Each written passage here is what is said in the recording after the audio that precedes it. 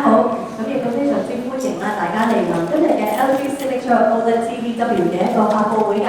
咁首先介紹我自己先，我叫做 Melody，歡迎大家今日嘅司儀啦。咁首先啦，其實開始之前啦，其實我想問下大家一個問題，有邊個係未睇見門口嘅？首先我哋見到第一部，其實有邊個未睇過㗎？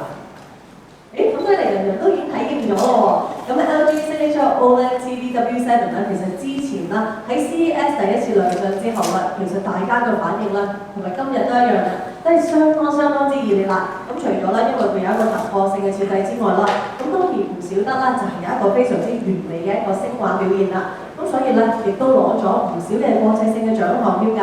咁其實聽到呢度咧，大家應該都同我有同感啦，就係已經覺得好吸引啦。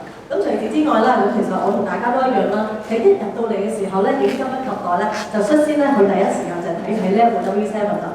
咁其實咧睇完之後咧，其實亦都同大家嘅諗法都一樣。哇！原來真係唔敢相信自己對眼啊！點解一個電視可以薄到好似牆紙咁薄嘅咧？即係相當之厲害。咁所以咧，正有如 LG 所講咧 ，Seeing is believing， 相當之厲害。咁其實一直以嚟啦 ，LG 嘅 OLED 嘅一個技術咧，亦都係不斷咁樣發展緊㗎。